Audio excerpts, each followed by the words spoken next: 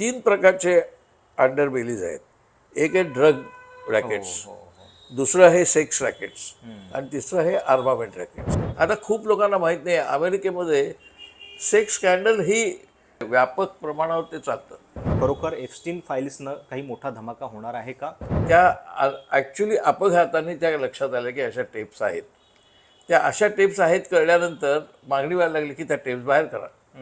तर आता टेप्स बाहेर करा, तर त्याचा ट्रम्प सगळ्यात मोठ्या प्रमाणावर आहे. याच्यातनं ज्यांची नावं उघड होणार आहेत त्याच्याबद्दल एक खूप धास्ती मनामध्ये आपल्याकडे पण काही नावं चर्चेत आहेत. परंतु मोदींना त्यात अडकवायचा प्रयत्न मग आत्ताच जर होत असेल, म्हणजे RSSच्याच काही लोकांकडनं, तर काय आपल्याला सांगता येत नाही, कारण हे सगळं फार गुप्त पद्धतीने चालतं.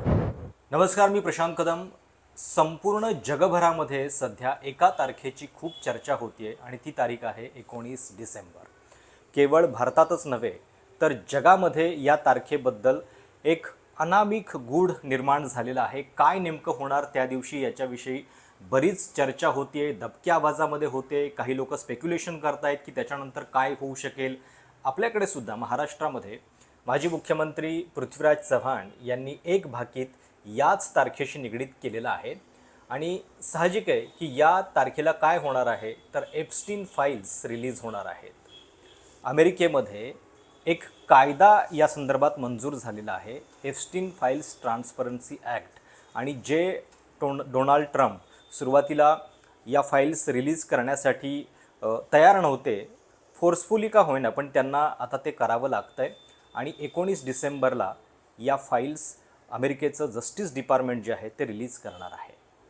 काय आहे जेफ्री एप्स्टीनच्या या फाईल्समध्ये, नेमका या सगळ्या क्रूर कांडाचा इतिहास काय आहे, त्याचा देशामध्ये आणि आंतरराष्ट्रीय पातळीवरती होणारा परिणाम किती मोठा आहे की त्याच्याबद्दलचे स्पेक्युलेशन जास्त होत आहेत, आणि मुळात हे सगळं प्रकरण काय आहे हे आपण समजून घेणार आहोत. माझ्यासोबत आहेत ज्येष्ठ पत्रकार कुमार केतकर सर. सर, खूप उत्सुकता आणि वेगवेगळी त्याच्याबद्दलची विधानंसुद्धा होत आहेत जेफ्री एप्स्टीनच्या या फाईल्सबद्दल. मुळामध्ये एक असा धनाढ्य अतिश्रीमंत असा उद्योगपती की जो इतक्या वर्षांपासून म्हणजे बऱ्याच या सगळ्या कांडामध्ये कोण इन्व्हॉल्व नाही आहे, म्हणजे मोठमोठे सेलिब्रिटी आहेत, त्याच्यानंतर राजघराण्यातले काही व्यक्ती आहेत, माजी राष्ट्राध्यक्षांची नावं आहेत, मायकल जॅक्सनचं सुद्धा नाव याच्यामध्ये आलं होतं, एलॉन मस्कचं आलं होतं. आणि भारतामध्ये सुद्धा एक विधान पृथ्वीराज चव्हाण यांनी केलेलं आहे. खरंच पुढं काय होणार माहिती नाही आहे, पण असा एक व्यक्ती की ज्याचे इतक्या सगळ्या लोकांशी संबंध आहेत आणि त्याच्यावरती आरोप आहेत की लहान मुली पुरवल्याचे वेगवेगळ्या मोठ्या श्रीमंत लोकांना. आणि या व्यक्तीची फाईल ओपन होते 2008ला. अपघातानं एका मुलीची केस समोर येते, तेव्हा त्याला 13 महिन्यांची शिक्षा होते. आणि मग पुन्हा दुसऱ्या केसमध्ये 11 वर्षानंतर 2019ला दुसरी केस चालते, ज्याच्यामध्ये नंतर कोठडीमध्येच त्याचा मृत्यू होणं ही पण एक रहस्यमय घटना आहे. तर तुम्हाला या सगळ्याबद्दल काय वाटतं की खरोखर एप्स्टीन फाईल्सनं काही मोठा धमाका होणार आहे का? अमेरिकेतलं जे वातावरण आहे त्याच्याबद्दलची पार्श्वभूमी थोडक्यात काय सांगाल? पहिल्यांदा हे एप्स्टीन फाईल्स म्हणजे काय हे आपल्याला बहुसंख्य लोकांना माहीत नाही आहे. बरोबर. म्हणजे जे त्याच्याबद्दल तावातावानी चर्चा करतायत त्यांना सुद्धा एप्स्टीन फाईल्स म्हणजे नक्की काय, बरोबर. आणि त्यातनं काय सादर होणार आहे याची पूर्ण माहिती नाही.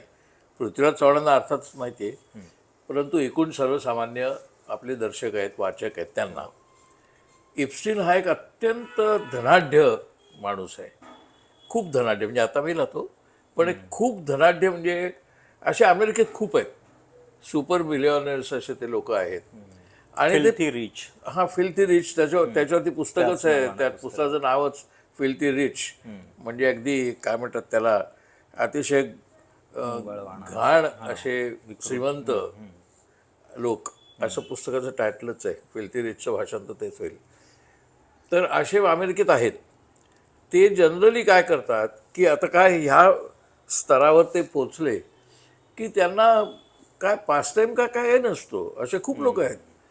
तर एप्स्टीन यांनी, ज्यांना आपण बाल मुलीचा ट्रॅफिकिंग, ह्युमन ट्रॅफिकिंग ज्याचं नाव आहे, आणि तो युनायटेड नेशन्सनी घेतलेला विषय आहे की तो अत्यंत गंभीर विषय आहे की लहान गरजू मुलींना, म्हणजे वय 18च्या आतल्या मुलींचा व्यापार होतो. त्याच्या मार्फत. व्यापार म्हणजे काय की असे जे श्रीमंत लोक आहेत त्यांच्या विकृत वासना पुरवण्यासाठी ह्या मुलींना तिथे विकतात त्यांच्या आईवडिलांच्या मदतीने किंवा त्यांना पळवून.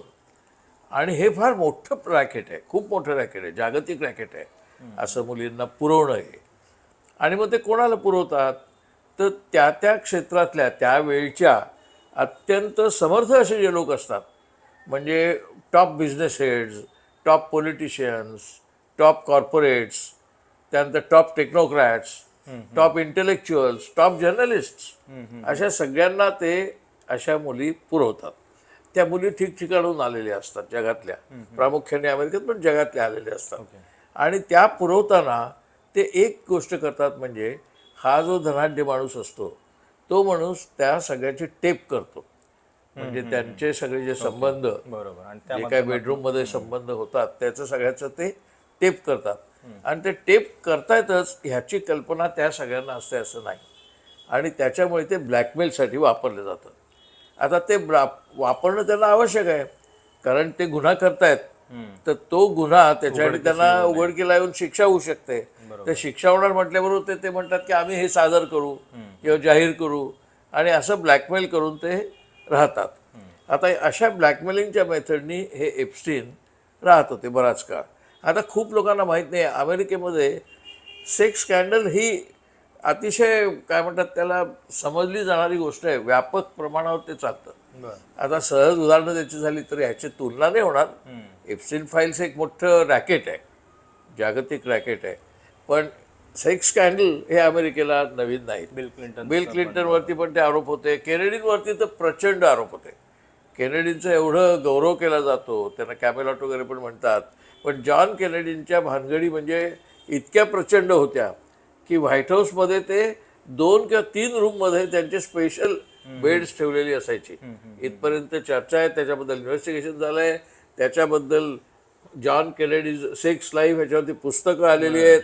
त्याच्यामुळे केनेडीच्या काळापासून तो प्रकार आहे. इतकंच काय, एक हॉवर्ड ह्यू नावाचा एक माणूस होता, म्हणजे त्याचं स्पेलिंग HUGHES आहे. तो असाच प्रचंड बलाढ्य श्रीमंत, स्वतःची विमानं, अशा बायका पुरवणं, बायका घेणं वगैरे हे सगळं त्याच्याकडे होतं. पण एप्स्टीन फाईलसारखं ऑर्गनाइज रॅकेट त्याचं नव्हतं, पण तो असल्याच प्रकरणांमध्ये असायचा. कशाला, प्लेबॉयचा जो संपादक आहे त्याच्यात पुन्हा शोषण, म्हणजे हो शोषणच, त्याच्यात पुन्हा शोषण नाही, शोषणच.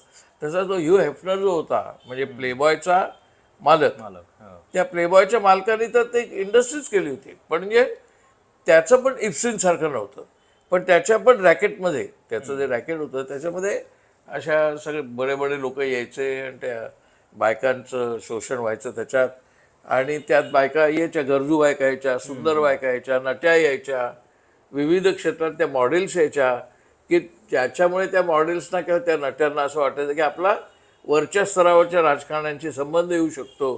त्यांना त्यांचं करिअर करण्यासाठी they used to use their sex appeal. आणि त्याच्यामुळे अशा प्रकारचं एक मोठंच्या मोठं रॅकेट तयार झालं. ते इप्स्टीननीच तयार केलेल्या त्याच्या फाईल्स होत्या. त्या ॲक्च्युली अपघाताने त्या लक्षात आल्या की अशा टेप्स आहेत. त्या अशा टेप्स आहेत कळल्यानंतर मागणी व्हायला लागली की त्या टेप्स बाहेर करा. तर आता टेप्स बाहेर करा, तर त्याचा ट्रम्प सगळ्यात मोठ्या प्रमाणावर आहे.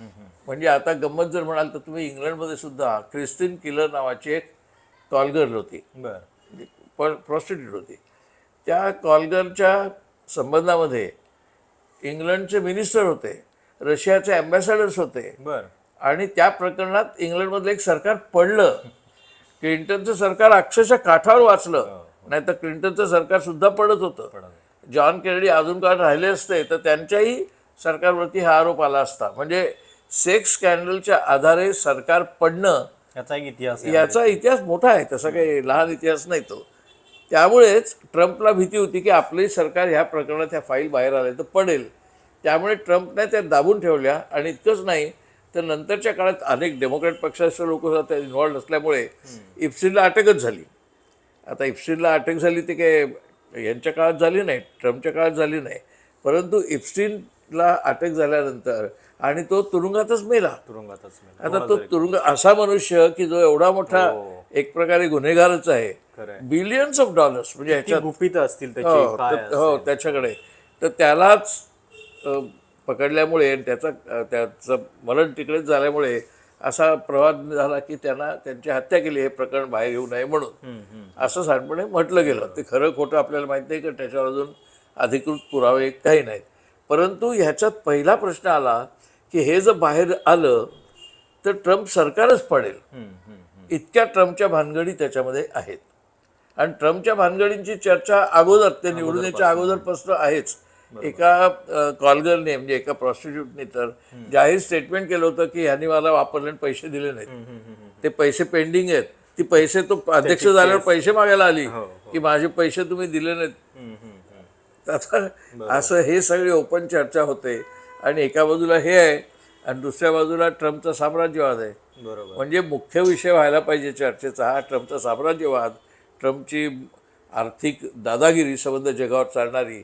पण त्यांच्या त्या आर्थिक दादागिरी आणि साम्राज्यवादीला एक हे अंग पण आहे, हे विकृत अंग आहे. बरोबर. पण ते विकृत अंग आहे आणि त्यात येऊ नयेत फाईल्स बाहेर म्हणून ट्रम्पनी प्रयत्न केला. पण शेवटी मग काँग्रेसने एक कायदा पास केला आणि त्या कायद्यानुसार त्या एप्स्टाईन फाईल जाहीर झाल्या पाहिजेत असं लक्षात आलं.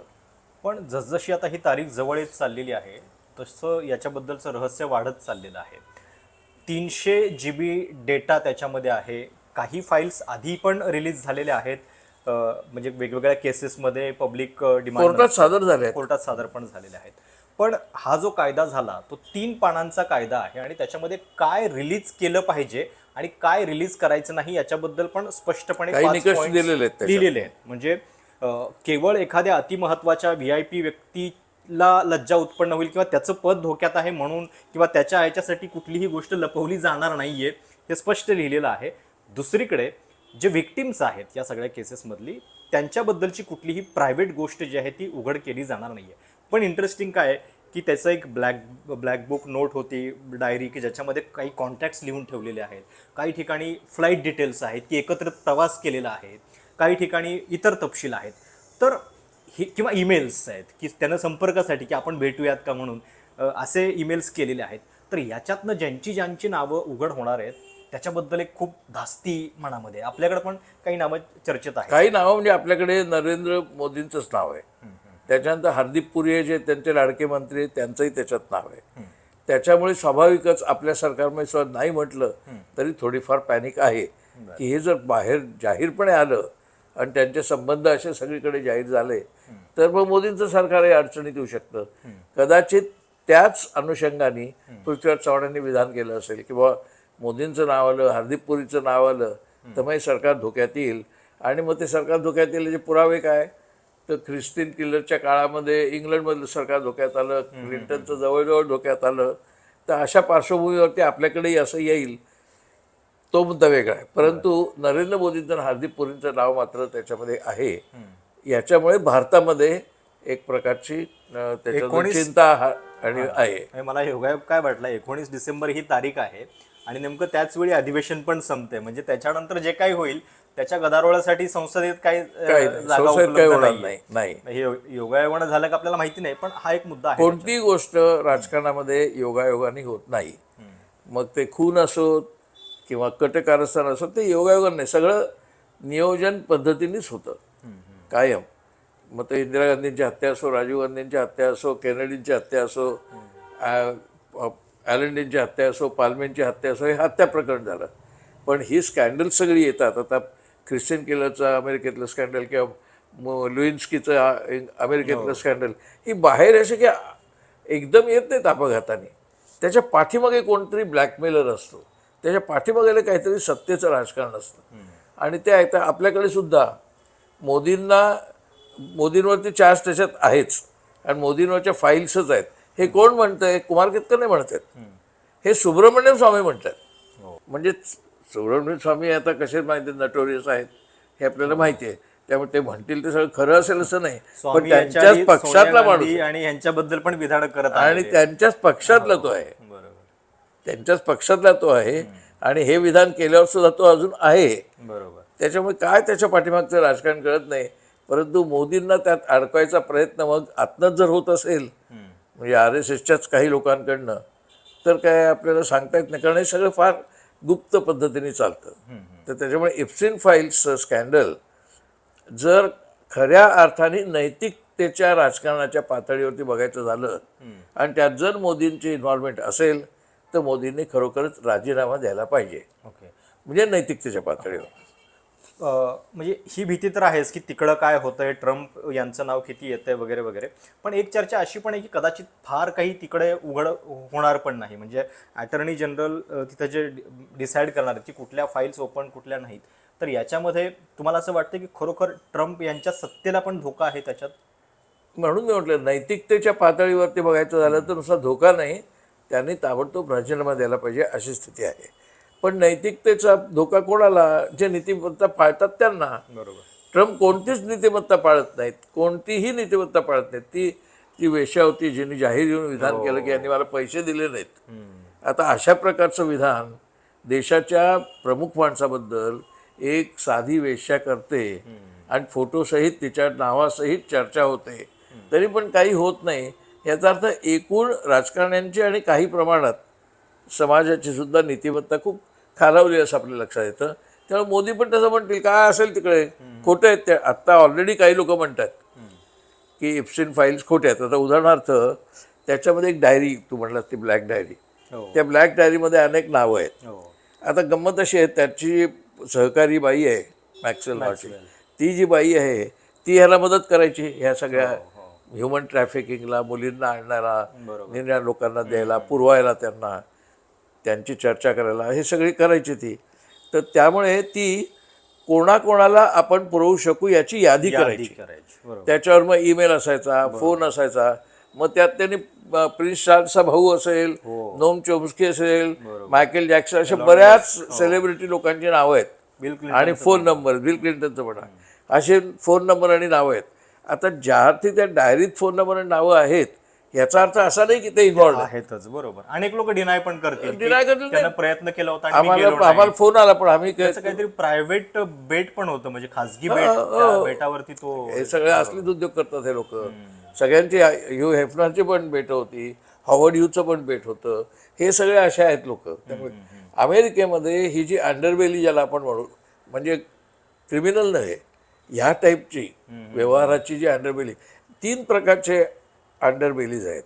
एक आहे ड्रग रॅकेट्स, दुसरं आहे सेक्स रॅकेट्स आणि तिसरं आहे आर्मामेंट रॅकेट्स, आर्मामेंट विकून हे करणं. ही 3 रॅकेट्स जी आहेत ती सत्तेच्या आधाराने आणि सत्तेच्या अंतर्गत गटात वावरत असतात आणि त्यांना सत्तेचा आधार असतो, सत्तेचं संरक्षण पण असतं. तर ट्रम्पने आता ते संरक्षण दिलेलं आहे. तो म्हणेल तर त्यांच्या ऑलरेडी ते लोक म्हणायला लागलेत की इप्सिन फाईल्स खऱ्या नाहीच आहेत, त्या डेमोक्रेटिक पक्षाच्या लोकांनी मॅनिप्युलेट केलेल्या आहेत, त्यामुळे ह्या सगळ्या खोटे आहेत. त्यामुळे आपल्याकडे पण मोदी काय, हरदीप पुरी काय, किंवा कोणी बीजेपीचे लोक पण तिला काय खोटं आहे, हे सगळं मॅनिप्युलेटेड आहे. त्यामुळे कोणती गोष्ट खरी आणि कोणती गोष्ट खोटी आहे हे डिजिटलच्या काळामध्ये ठरवणं खूप कठीण जाणार आहे. कारण AI सुद्धा घुसली याच्यात, तर मग सगळंच कठीण होऊन जाईल. पण ट्रम्प आणि एप्स्टीन फार जुने संबंध, खूपच जुने आहेत. ते 1980च्या आसपासचे मित्र आहेत, एकदम जवळचे मित्र आहेत आणि ते अनेक चंगळवाद करायला, अनेक प्रकारचे हे करायला एकत्र फिरत असत. त्यावेळेचे फोटो ते ऑलरेडी रिलीज झाले, ते फोटो मार्केटमध्ये आहेतच की ट्रम्प आणि इप्सिन. पण नुसते ट्रम्प आणि इप्सिन नाही, इतरही काही लोक त्यांच्याबरोबर आहेत जे पार्ट्या करतायत, मजा करतायत.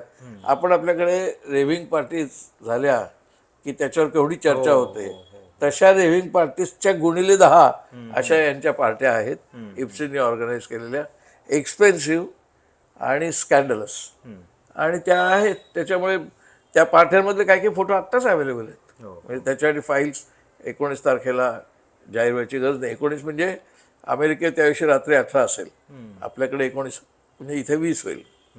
पण ज्याच्यामध्ये थेट राष्ट्राध्यक्षांचं नाव आहे, अशी एखादी केस जस्टिस डिपार्टमेंटच्या थ्रू अशी ओपन होतीये, हे थोडंसं भारतीयांना पचणं, म्हणजे कुठलीही गोष्ट दाबली जाऊ शकत नाहीये. अमेरिकेत या निमित्तानं जे घडलं, ती प्रोसेस नेमकी काय आहे, कशा पद्धतीने? नाही, हे पॉवर पॉलिटिक्स आहे की फक्त अमेरिकेत नाही आहे, जगभर आहे, आपल्याकडे सुद्धा आहे.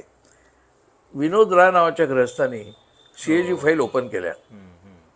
त्याला पहिली गोष्ट, त्या फाईल ओपन करायला त्याला अधिकारच नाही आहे, त्या कॉन्फिडेन्शियल असतात. ठीक आहे, त्याने केल्या. त्या फाईल ओपन केल्यानंतर त्याच्यात जे चार्जेस होते की जे कोलगेट मनमोहन सिंगच्या काळामध्ये कोळशाच्या संबंधात जो भ्रष्टाचार झाला, 2G 3G संबंधात झाला, हे सगळं त्याच्यात CAGच्या फाईलमध्ये होतं. ते त्याने डिक्लेअर केलं. त्याच्याच परिणामी किंवा त्याच वेळेला अण्णा हजारेंनी भ्रष्टाचार विरोधी आंदोलन केलं. त्याच्या आधारे मोदींनी भ्रष्टाचार माजलाय करून जी चळवळ केली BJPने आणि मोदींनी, त्या पार्श्वभूमीवरती मोदींचं राज्य आलं. पुढे कोर्ट काय म्हणलं की यातला कोणत्याही भ्रष्टाचाराला कोणताही पुरावा नाहीये आणि हे सगळं वर्तमानपत्रात हेडलाईन देऊन मॅनेज केलेलं आहे. त्यामुळे या फाईल्सच, पहिली गोष्ट ती फाईल रिलीज करायला नको होती आणि केली ती पण काही पुरावा मिळालेला नाही असं कोर्ट म्हणलं, मी नाही म्हणत आहे. आणि असं कोर्टाने म्हटल्यानंतर विनोद रायनी चक्क माफी मागितली. CAGच्या मार्फत मी जे केलं ते चुकलेलं होतं आणि त्यामुळे खूप लोकांची बदनामी झाली.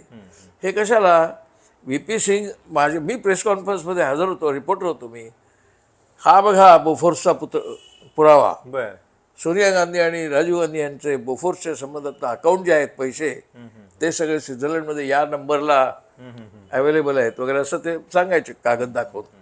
पुढे प्रत्यक्षात कोर्टाने सांगितलं असं काही नाही आहे आणि BJPच्या अरुण जेटलींनी सांगितलं की राजीव गांधींच्या विरोधात काही पुरावा बोफोर्स प्रकरणात नाही आणि त्यांना निर्दोष सोडून दिलं. अजूनही मोदी प्रचारांमध्ये बोफोर्स प्रकरणाचा राजीवला आणि यांना बदनाम करण्यासाठी, सोनियाला बदनाम करण्यासाठी, राहुलला बदनाम करण्यासाठी वापर करतात. म्हणजे त्याच्याबद्दल कोर्टाने अरुण जेटली BJPचे त्यांनी जाहीर विधान केलेलं असून सुद्धा, किंवा परवाची नॅशनल हेराल्डची केस, त्याच्यात कोर्टाने झाले काही नाही आहे, तुमच्याकडे पुरावाच नाही आहे आणि असं करून त्यांनी सोनिया आणि राहुलला पूर्ण रिलीज केलं आहे. पण आरोपांसाठी उपयोग होतो की नाही? तर आरोपांसाठी होतं. तर अशा प्रकारे कुठच्या तरी फाईल्स काढून सत्तांतर घडवून आणण्यासाठी अशा प्रकारचे प्रयोग करणं हे काही फक्त भारतात नाही, फक्त अमेरिकेत नाही आहे, इंग्लंडमध्ये आहे. संबंध जगभर सत्तेच्या स्पर्धेमध्ये जो कोणी दुसऱ्या पार्टीत असेल तो याचा सारखा वापर करत असतो. आपल्याकडेही तो झाला आहे. अमेरिकेत तर मुळात एक मोठं त्याला डर्टी ट्रिक्स डिपार्टमेंट असं नाव आहे. Dirty tricks department. निक्सननी त्याचा भरपूर वापर डर्टी ट्रिक्स डिपार्टमेंटचा केलेला होता.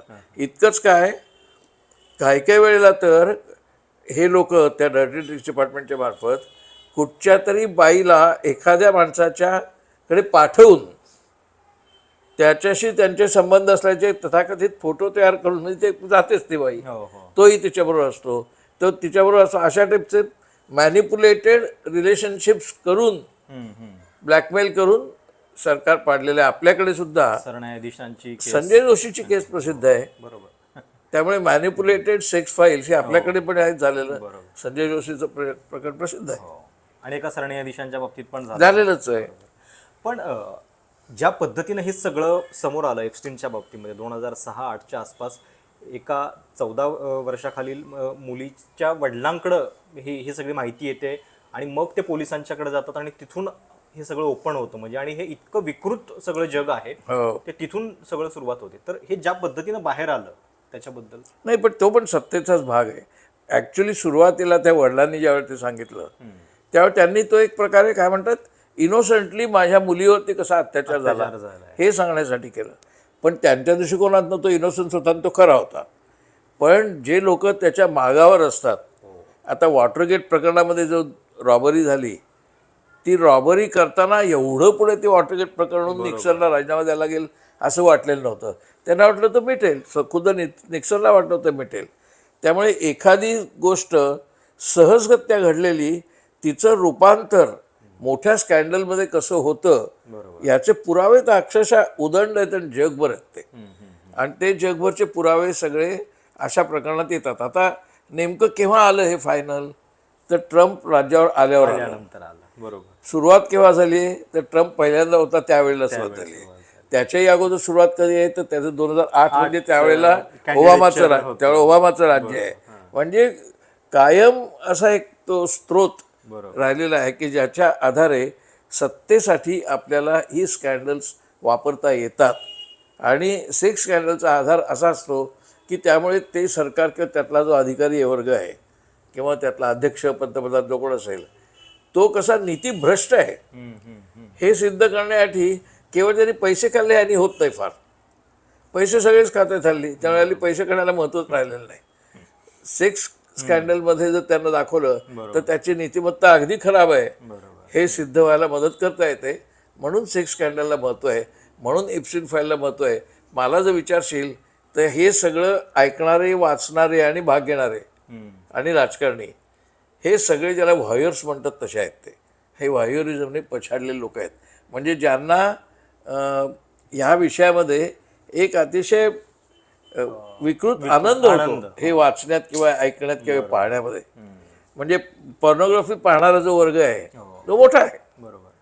त्या पॉर्नोग्राफी वाचण्याला हे लाईव्ह पॉर्नोग्राफी मिळते. इथे काय हे नाही आहे, फिल्म नाही आहे ती पॉर्नोग्राफीची. तर अशा प्रकारे माणसाच्या सत्तेतल्या किंवा सत्तेबाहेरच्या पाहणाऱ्या किंवा न पाहणाऱ्या लोकांच्या विकृतीचा फायदा घेऊन हे सगळं सत्तांतराचं राजकारण चालू असतं. शेवटी त्याच्या पाठीमागं पॉवर पॉलिटिक्स हाच मुख्य भाग आहे. तर मला वाटतं बऱ्यापैकी सगळी पार्श्वभूमी जी आहे ती आपल्या प्रेक्षकांना या एप्स्टीन फाईल्सबद्दल या निमित्तानं कळालेली आहे. तारीख तर जवळ आलेली आहे. खरोखर काय नेमकं तिकडे गौप्यस्फोट होत आहेत आणि त्याचे हादरे इथपर्यंत बसत आहेत का याकडं आपली नजर तर असेलच. उत्सुकता सगळ्यांच्याच मनामध्ये आहे काय होते पुढे. पण या म्हणजे अगदी रहस्यमय विषयाला 20 आणि 21 डिसेंबरला हेडलाईन्स मात्र Epstein bomb explodes, Epstein bomb embarrasses Trump, Epstein bomb embarrasses Modi, अशा प्रकारच्या बातम्या येतील. पण मुख्यतः त्याचं एंटरटेनमेंट स्वरूप राहील. आणि मला व्यक्तिशः असं वाटतं की मोदींना कोणत्याही अशा घटनेने धक्का पोचत नाही, इतके ते टफ स्किन्ड आहेत. एवढं सगळं ते अदानी प्रकरण झालं, त्याच्यावर हिंडनबुर्गने पुरावे दिले. आज अदानींना ऑस्ट्रेलियात यायला परवानगी नाही, एअरपोर्टवरती येऊन देता येणार नाही, एवढं सगळं अदानीचं चालू आहे. तरी आपल्याकडे अदानी दररोज वाढतोय. ते आपण हिंडनबर्ग पचवून ढेकर दिला. हा, तसं मोदी यालाही पचवतील. बातम्या पण येतील का याच्याबद्दल शंका नाही आल्या तरी त्या अशा पद्धतीने येतील की काहीतरी वयात प्रकरण आहे. बघूयात काय होते. पण तुम्हाला बऱ्यापैकी या सगळ्या प्रकरणाची पार्श्वभूमी या निमित्तानं सरांनी सविस्तरपणे समजावून सांगितलेली आहे. या सगळ्याबद्दल तुमच्या काही प्रतिक्रिया असतील कमेंट्समध्ये नक्की कळवा. चॅनल सबस्क्राईब करायला विसरू नका. धन्यवाद.